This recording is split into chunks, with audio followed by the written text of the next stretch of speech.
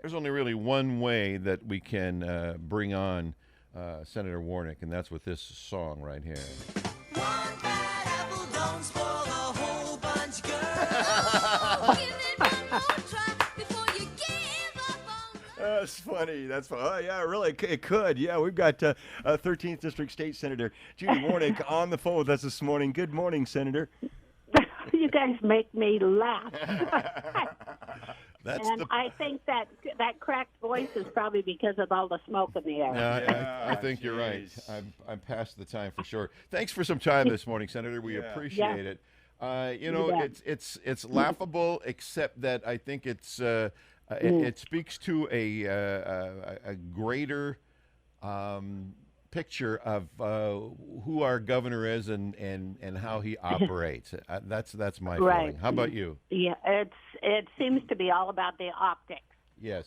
There's nothing better than taking a box of apples to somebody that you picked yourself, somebody in need. But please don't take them from a tree that's infected to an area that's not infected. And that's what it's all about. He and Trudy, if they really wanted to do something nice from their home, they should have taken those apples and made an apple pie out of it. Absolutely. And delivered those. So. And I think if he'd have left it up to Trudy, she would have come up with something better than what he did himself. I warned the radio station group next to us, Judy, that if they see a guy coming down the hallway in a hazmat suit, it's just the apple pie we ordered from Jay.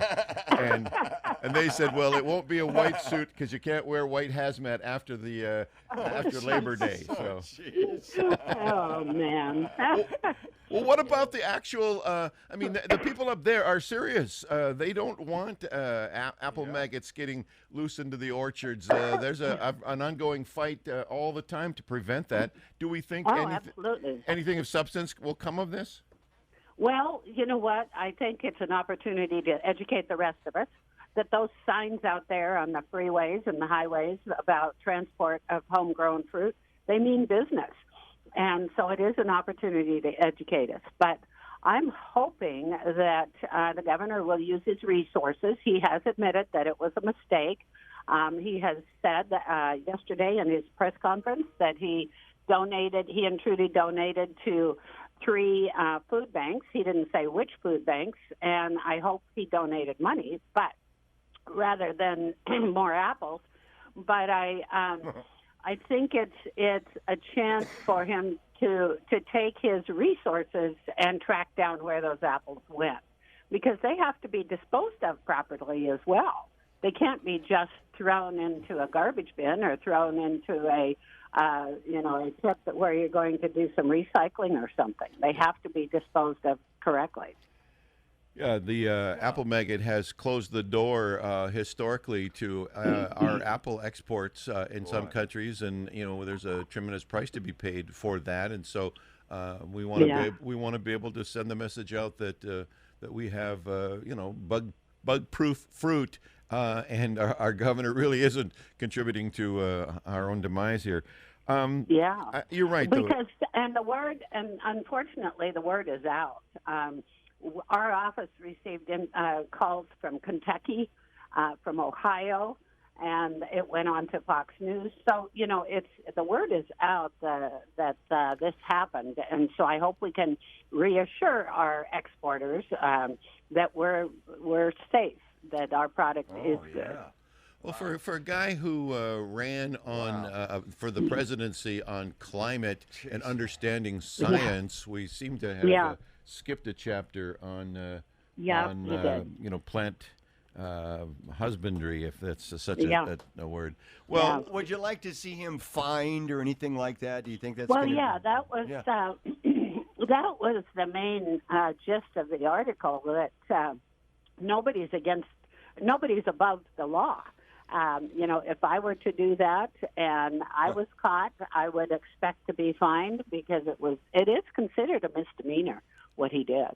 So I would like to see that happen. I don't know if it will, but if it doesn't, then use those resources that he has to find those apples. Certainly. And if he does pay the fine, use that money then to use it to try to track those items of fruit down as well. Well, Yeah. that having been said, we'll keep our eye on it and all. I appreciate that. What's the legislative session ahead look like from your perspective? That's the big question. Are we going to have a legislative session in person? I don't know that. I know they're spending a lot of time looking at trying to figure out how we can vote virtually because we have to in the Senate. We don't vote. I can't even use the word now, but we have to be in the room face to face. And in the House, sometimes somebody can vote for you if you're in the building, but you're in a meeting. Somebody can vote for you because they vote electronically. With us, we have to vote. In the Senate, we have to vote voice vote. So how's that going to happen virtually? Yeah. So there's an awful lot to figure out. I want to make sure that the public still has access to our committee hearings, to our discussions, because that's the key part of our system is allowing the public to have access. And if we have closed virtual hearings, closed virtual meetings, public won't have the access. So Yeah, that's a good point. There's an awful lot of issues to figure out. I know with kids going back to school, I don't see any reason why we can't go back as well. Yeah. And not all the schools are opening up, but that's the biggest. Speaking of schools, is one of the biggest issues we have to deal with is broadband. How to get enough broadband to our rural areas, especially to cover those kids that have to log in from their house to their schoolroom classes. So that's a huge issue, and we're out of money. And we're out of money. Right. Jeez. There was a news release yesterday still talking about special session. We've got to deal with some stuff right now. Yes. Your take on that? Would a special session do some good?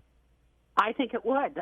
It would have done much, much more good if we had done that in May or June. Sure. We would have been able to stop some of those spending increases. We would have been able to save some money. But we still can stop the bleeding if we can get back there, help the governor figure out how to strategically cut some of our costs right now. He has to do an across-the-board cut, and he's asked the agencies to do that at 15%.